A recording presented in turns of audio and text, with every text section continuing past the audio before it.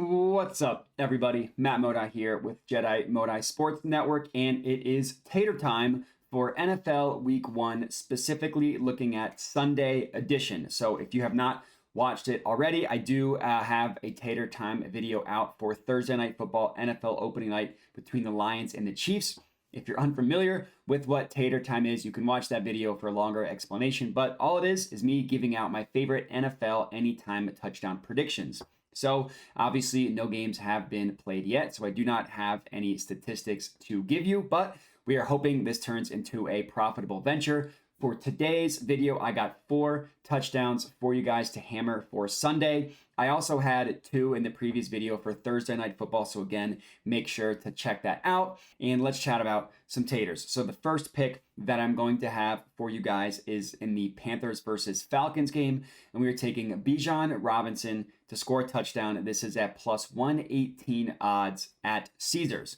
So right off the bat, this is a really awesome play from a value perspective. Again, we got it at plus 118. Every other book has this for minus money or right at plus 100. So the value is there.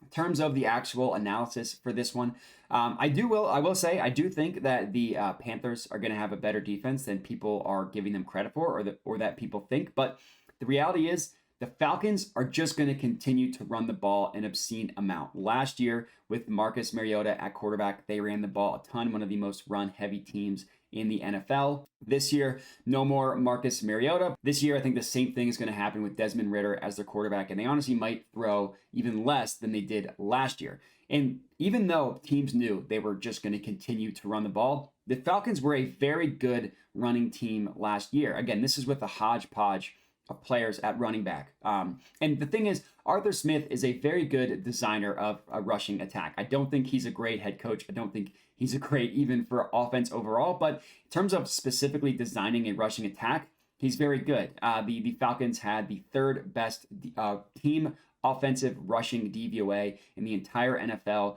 last year. The only teams that were ahead of them were the Eagles and the Ravens. In terms of touchdowns last year, starting running back Cordero Patterson had 8, and then backups Tyler Algier and Caleb Huntley combined for an additional 5. So that's 13 total touchdowns for the running backs last year. The guess here, and I think this isn't a hot take at all, this is pretty obvious and well thought across the industry, that Bijan Robinson is going to get a ton of work this year. He's going to get the majority of snaps by a wide margin for the Falcons. Going back to his Tennessee days when Arthur Smith was the offensive coordinator, Derrick Henry got like 90% of the snaps. The same thing is probably going to happen for Bijan Robinson.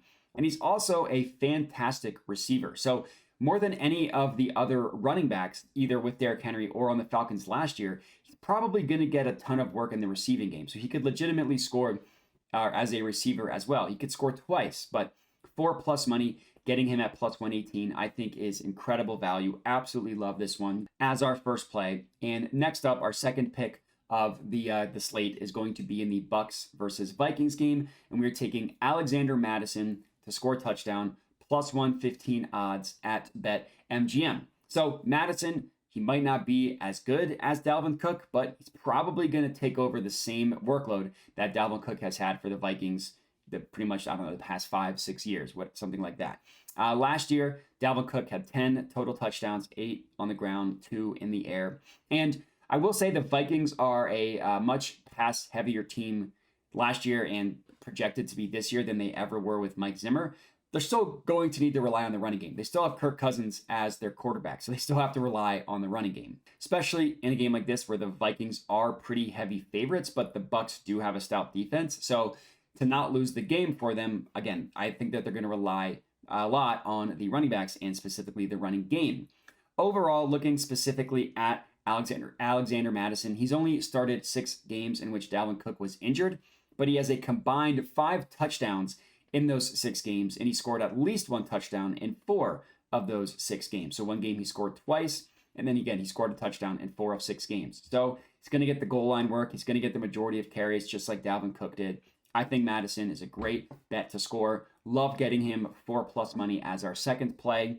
Third up in the Giants versus Cowboys game, Sunday Night Football, we are going with CeeDee Lamb to score a touchdown, plus 125 odds at FanDuel. Another play where the value is incredible, plus 125 at FanDuel. As I mentioned, every other book has this again around even money or even for minus money. So plus 125 is an awesome price.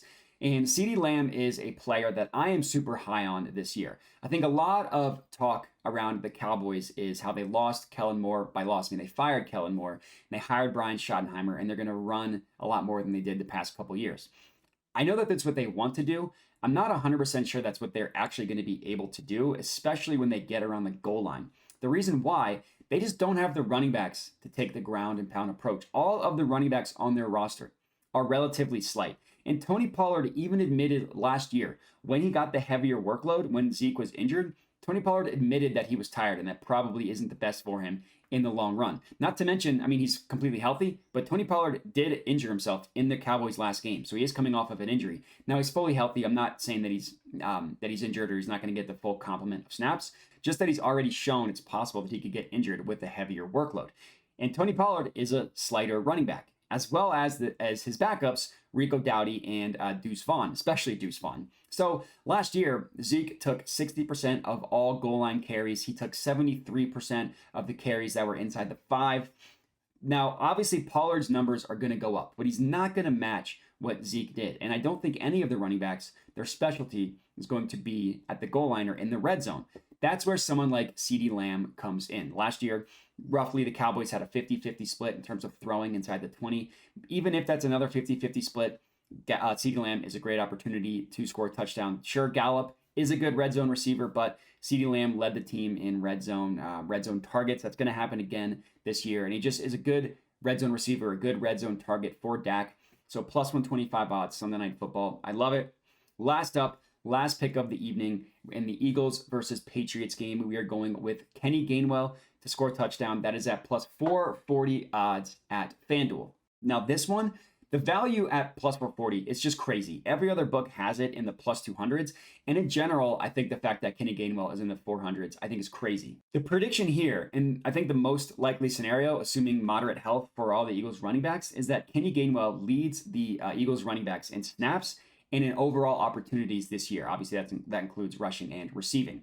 And the Eagles showed last year just how much they trust Kenny Gainwell in high leverage spots, especially in the playoffs. A lot of people forget that Kenny Gainwell outsnapped Miles Sanders in the Super Bowl. And Kenny Gainwell scored a touchdown in both the NFC Championship and in the divisional round. In the playoffs, Kenny Gainwell took over the majority of the third down snaps. He was their leading third down running back. And they showed a desire to use them in the goal line as well and in the red zone. Sure, yes, the Eagles added Rashad Penny and DeAndre Swift. Both of those running backs are kind of unreliable for health reasons.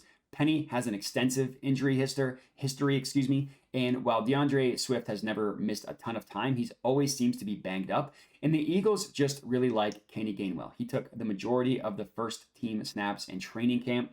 Sure, yes, all running backs are going to get work, but I think that Kenny Gainwell is going to be used the most often on third down and in the red zone. And I don't think we're going to be able to get plus 440 odds for him for much longer. I love taking advantage of it in week 1, cashing on him to score a touchdown. Rounding out our fourth and final pick for the slate.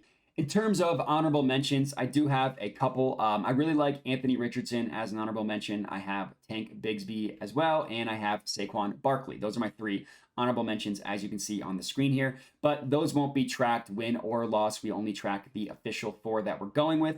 I put 1 unit on each of them individually, and then I put them in a parlay for a small 10, 25 bucks, depending on the odds as well. So let's hope that for week 1, we can go 4-0. Appreciate everybody for tuning in, and make sure to comment and subscribe if you're not already, and have a good one.